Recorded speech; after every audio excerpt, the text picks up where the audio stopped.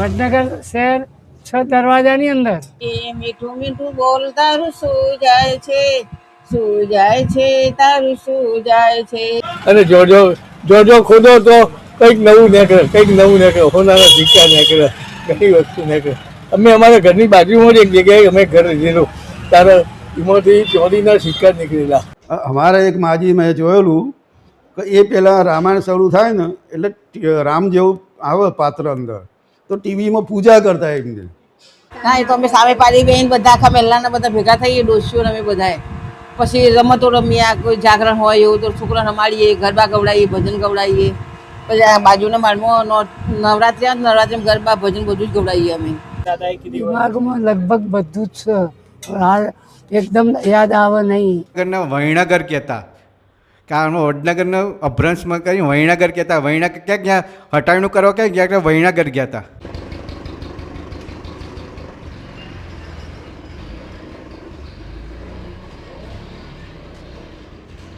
આપણે જાણીએ છીએ કે કોઈ બી નગર કે ગામ હોય એની કેટલીક વિસરાતી વાતો હોય જે આપણે કાળક્રમે ભૂલતા જતા હોઈએ છીએ, પણ ક્યારેક કોઈ એ વિશે વાત નીકળે તો આપણે વાત કરીએ કે આપણે નાના હતા ત્યારે આવું કરતા હતા, અથવા આ જગ્યાએ જતા હતા, અથવા કોઈ વ્યક્તિ સાથે જોડાયેલી કે કોઈ સ્થળ સાથે જોડાયેલી વાત હોય. તો આજે અમે વડનગરમાં આવ્યા છે, તો વડનગરની એવી વિસરાતી વાતો વિશે આપણે થોડું જાણીશું. મારા બા વાત કરતા હતા કે જ્યાં ઝંઝણીયો કૂવો છે ને, ઝંઝણિયા કૂવાની વચ્ચે પાટિયું છે, આખું પાટડી છે. એ પાટડિયા ઉપર બેસીને કે દાદી કૂકા રમતા હતા ત્યાં ગાડી વચ્ચોવચ, અને પાણી નીચે હોય અને બીક ના લાગે કે કૂવામાં પડી જાય, પણ એકની નાના કૂકા આવતા ને કૂકા રમતા. વડનગરના અંદર શર્મિષ્ઠા તળાવના 360 પગથિયા, વડનગર અને વડનગર આજુબાજુ 360 દેવસ્થાનો, વડનગર અને આજુબાજુ થઈને 360 કૂવા અને 360 વાવો હતી. આ સમૃદ્ધ સાંસ્કૃતિકતાનું ધામ હતું. વડનગર શહેર 6 દરવાજાની અંદર નદીઓળ, અમતોળ, અર્જુનબારી, અમરથોળ, ઘોંસકોળ અને પીઠેરોઈ. ભાગમાં લગભગ બધું જ છે, હાલ એકદમ યાદ આવે નહીં. 88 મોદીને બનાવ્યા, 60 વર્ષ પહેલાં 60, ઉંમર મારી 88. કોઠીનો દેશી આઈસ્ક્રીમ, ઓરિજિનલ આઈસ્ક્રીમ. તમે બનાવતા હા, હું બનાવ્યું. અને અહીંથી ગોળની છે ને પેલા લારીઓ જતી અહીંથી ગોળ, એનું આખું બજાર હશે. એ ગોળની લારીઓ છે ને એટલે આ ઢાળ ઉતારવા માટે, પકડવા માટે મમ્મી બોલાવો. એમાં જો આવડા ખીલા પીલા હોય ને, તે રવા હોય ને, તે કોતરી અમે ખાઈ જતા, ગોળે ખાતા, પુષ્કળ ગોળ ખાધેલો. કોલ્હાપુરથી આવ્યો. અહીંયા બધું માર્કેટ હતું આખું. અહીંયા સસ્તો ગોળ અહીંયા મળતો, બહારથી લેવા. આજુબાજુ અહીંથી ગાડામાં લેવા જાય, અહીંથી ઊંટ લારીઓમાં લઈ જાય. આજુબાજુ ગામડાનો બહુ પબ્લિક અહીંયા આવતી, ખરીદી કરવા અહીંયા આવે બધી. એથી વલ્લા ઉપર ચડીને ભૂસકા મારતા તળાવમાં. ભજન કરવા જઈએ, પછી બહાર ફરવા જઈએ, બધું કરીએ. ભજન તો કેટલો બધો કઈક આવડી જાય. મીઠું મીઠું બોલ તારું શું જાય છે, શું જાય છે, તારું શું જાય છે. ભગવાનની સેવા કરવી નથી, ભગવાનની સેવા કરવી નથી, સુખની આશા કેમ રાખવી. મીઠું મીઠું બોલ તારું શું જાય છે, શું જાય છે, તારું શું જાય છે. મા બાપની સેવા કરવી નથી, મિલકતની આશા કેમ રાખવી. મીઠું મીઠું બોલ તારું શું જાય છે, શું જાય છે, તારું શું જાય છે. દેરાણી જેઠાણી જોડે બોલવું નથી, વ્યવહારની આશા કેમ રાખવી. મીઠું મીઠું બોલ તારું શું જાય છે, શું જાય છે, તારું શું જાય છે. દીકરી ભાણેજને બોલાવા નથી, દીકરી ભાણેજને બોલાવા નથી, આશીર્વાદની આશા કેમ રાખવી. આનંદના ગરબામાં જાવું નથી, ભેટની આશા કેમ રાખવી. મીઠું મીઠું બોલ તારું શું જાય છે, શું જાય છે, તારું શું જાય છે. જો મારા દેવતા, નાચો મારા દેવતા, નમો શિવાય ભલા. ગરબોલેલા એલવું ડરાય એલવું ડરાય એલવું ડરાય એલવું ડરા એ જગ્યે બુરડિયા રીંગે જગ્યે બુરડિયા. ગઢવાડા કહેવાય આ બાજુ. એ ગઢવાડા ખેતરોમાં શેરડી પાકે ને એને ચોન ત્યાં ગોળ બને, રસ હોય આખો અને બ્લેક એકદમ. તમને આપણે તો જોયું પણ ઓરિજિનલ ગોરે કોઈ અંદર હવે તો શું છે પાવડર ને બધું પ્રોસેસથી બને. પેલા તો ગોળ અસલ વસ્તુ આવે. તમે આટલો ગોગડો ખાઈને એક ગ્લાસ પાણી પી જાઓ ને તો 3 વાગ્યા સુધી તમારે ચાલી દે. ચોગ્યા હોય તો ભૂખ ના લાગે.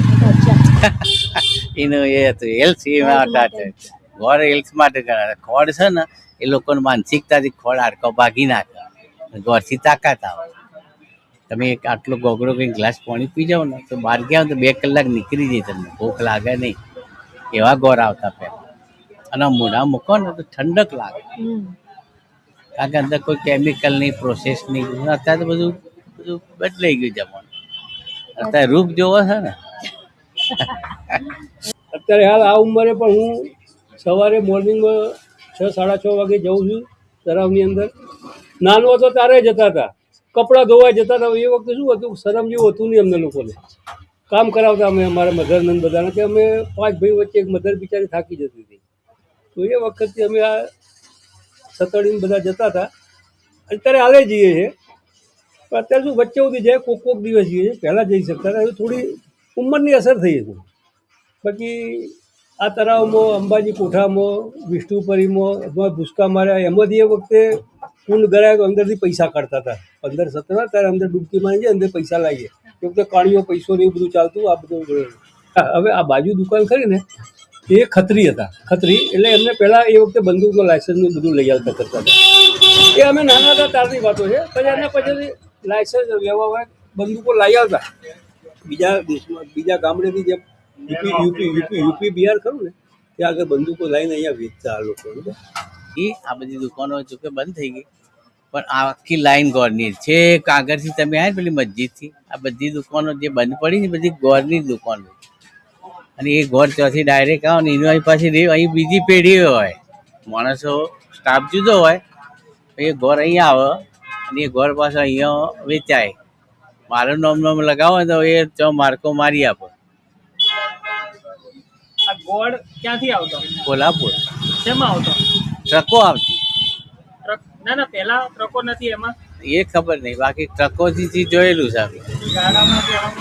ના, એટલેથી તો ના આવે ને કોલ્હાપુર. પહેલા રેલવેમાં આવતો હતો. રેલવેનો પેલો આવતો હતો ને, રેલવેમાં આવે ને એ ભાઈ માલગોડાની ઉતરે. રેલવે માલગોડા અહીંથી પછી આપણે નાના સાધનોમાં અહીં ખેંચવાનું ગાલ્લામાં નીમાં. પહેલાં તો ગોડાઉન ઉતરતો. તારંગા લોકલ કહેવાય. 9 વાગે ઉપડે, 12 વાગે ઉપડે બીજી, 4ની હતી.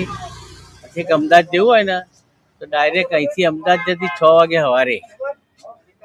આગળથી આવે ને તારંગાથી સીધી અમદાવાદ જાય. એ કાલુપુર સરસપુર ખરું ને એ ઉતરે એ રેલવેમાં. પહેલાં રેલવે હતી, વર્ષોથી છે રેલવે. તો અંબાજી કોઠા આગળ વાડી હતી, ફૂલની વાડીમાં મારી હું પોતે રામી માળી. તો ત્યાં વાડીમાં ફૂલ લેવા જઈએ. પછી ત્યાં બાજુમાં કોઠો તળાવ છે, એ તળાવમાં નહીએ. પછી બધા ભેગા થઈએ ને તો આ ચોમાસું આવે ને એટલે ભમરડા રમીએ. પછી પેલો એક હરિયા આવે ને એને વરસાદમાં કૂચાવાનું બધું રમીએ, કોયાર કહીએ. પછી ગિલ્લી દંડા રમતા. એટલે આ બધી રમતો હતી સાહેબ. એ વખતે હતું જ નહીં.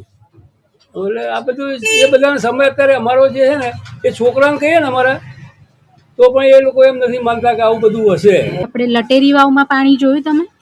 લટેરી વાવમાં તો કાયમ પાણી રહે. એ કુદરતી બક્ષી છે. અમુક તો દરવાજી જે હોય છે ને 7 કોઠાની, એ કાયમ પાણી રહે. તો એ વખતે શરૂઆતમાં એન્ટેનાથી ટીવીઓ ચાલતા બધા, અને ટીવીમાં પિક્ચર જોવા માટે VCRનો ઉપયોગ થતો હતો, જેમાં પિક્ચર હોય, કોઈ ભજનની કેસેટો હોય, એવું બધું હોય. તો એમાં એક વખત મને એવા સમાચાર મળ્યા કે VCRથી 8-10 ટીવી કનેક્ટ થઈ શકે. તો એના માટે હું અમદાવાદ ગયો, ખાડિયા. ત્યાં એક જગદીશભાઈ પટેલ હતા, એમને આ શરૂઆત કરેલી. હું એ જોઈ આવ્યો. પછી અમે દર બુધવારે અને શુક્રવારે નજીકના જે મારા ઘરથી બાજુમાં ઘર હતા તે અમે એન્ટેનાને પટ્ટી કેબલ આવતો એ વખતે એનાથી કનેક્શન બધાના કર્યા. અને VCRથી અમે અઠવાડિયામાં 2 વખત દરેકને પિક્ચર બતાવતા. એ વખતે અમે 10 રૂપિયા લેતા હતા. અને VCR ને બધું ભાડેથી લાવીને હવે ચલાવતા હતા. આવી રીતે એક મનોરંજન અમે એક શરૂ કરેલું. એના પછી ડીશ ટીવી ને બધું પછી આવ્યું. એ વખતે જે ગૌરી વ્રત છોકરીઓ કરતી તો અમે આખો નાઇટ પિક્ચર બતાવતા. હવે શરૂઆતમાં દૂરદર્શનમાં રામાયણ સિરિયલ આવતી હતી.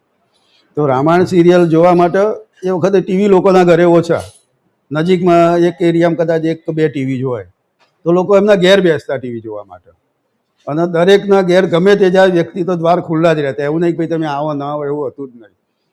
અમારા એક માજી મેં જોયેલું કે એ પહેલાં રામાયણ શરૂ થાય ને એટલે રામ જેવું આવે પાત્ર અંદર, તો ટીવીમાં પૂજા કરતા એમની. આવો એક અનુભવ જોયેલો કે વડનગર તો ભાઈ ઘણું જૂનું શહેર કહેવાય, સમજ્યા. અને અમે નરેન્દ્રભાઈ સાથે ભણેલા.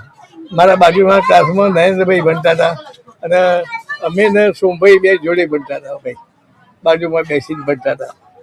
વડનગર એટલું બધું ભંગાર ગામ હતું ભાઈ. અહીંથી ચાલી જાય 10 મિનિટમાં પૂરું થઈ જાય એ ગામ, સમજ્યા. પણ અત્યારે જે નરેન્દ્રભાઈએ જે કામ કર્યું છે ને એ લેટેસ્ટ આખી દુનિયાની અંદર વડનગરનું નામ આવી ગયું અત્યારે. હા, અત્યારે એટલી બધી લેટેસ્ટ વસ્તુઓ જોવા મળે છે જે કદી આપણે જોઈ નથી એવી.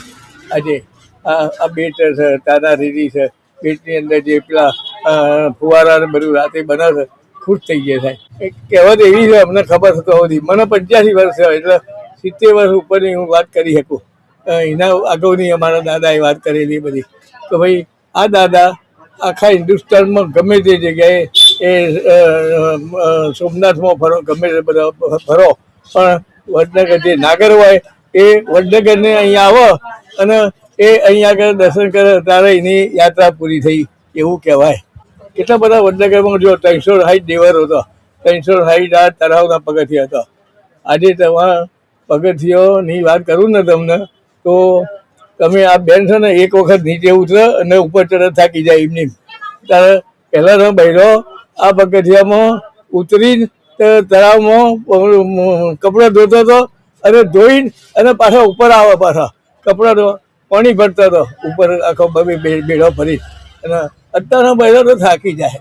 અહીં એક ઝંઝણીયો કૂવો છે, એમ કે આજે પણ કરતા એની કહેવત સાચી છે કે કોઈ માને દૂધ ના આવતું હોય બાળકને તો એ ઝંઝણિયા કૂવાની અંદર એ દૂધનો લોટામાં દૂધ ભરીને એ અંદર રેડે ને ભાઈ તરત ચાલુ થઈ જાય. આજે પણ એ કહેવત સાચી પડે છે. હવે સરસ એ જગ્યાએ ઘણા દિવસો અહીંયા આગળ બધા ખૂબ ખૂબ આ વડનગરની બેર છે ભાઈ. પહેલાં અમે તો બનાવતા હતા બધા, પણ જ્યારે ભાઈ આશિષભાઈ ખરા ને આપણે તારક મહેતાવાળા, એ અમારા તો અમારા સ્નેહી છે. આ વધારે એમની બહુને ચવાણું બધું વડનગરનું બહુ સરસ ભાવે, ભેર ભાવે. એટલે એક વખત આવેલા ત્યારે મેં એમને કીધું કે ભાઈ તમે આ બધું કંઈક આ તારક મહેતાને પૂછાડો છો, પણ એક વખત વડનગરની ભેર, વડનગર નરેન્દ્રભાઈ આવે છે, નરેન્દ્રગરની ભેર તમે ઉતારો. એક વડનગરની ભેર તમે લાવો એની અંદર ટીવીમાં. એટલે એના પછી એમને આપણને પહેલાં તો ના પાડે, બીજી વખત પાછા આવ્યા ને એક બોક્સ લઈ ગયા અને તો જઈને એમને બાઘો ને પેલા ભાઈ નટુ કાકા અને બધા ભેગા થઈને જે એમની ઓફિસમાં શૂટિંગ કરી દીધું અને આખી દુનિયાની અંદર આ ભેર દેખાડી હતી. ગામ નાનું છે પણ સરસ છે. પણ વડનગરની એક ખાસિયત છે કે તમે ભાવ ઓછા હોય છે વડનગરમાં, પણ વસ્તુ સરસ મળે. એટલા અહીં વડનગરમાં ઠગાવવાનું નહીં. તમે ગમે તે જગ્યાએ ખરીદી કરો કોઈ તમને ઠગે નહીં.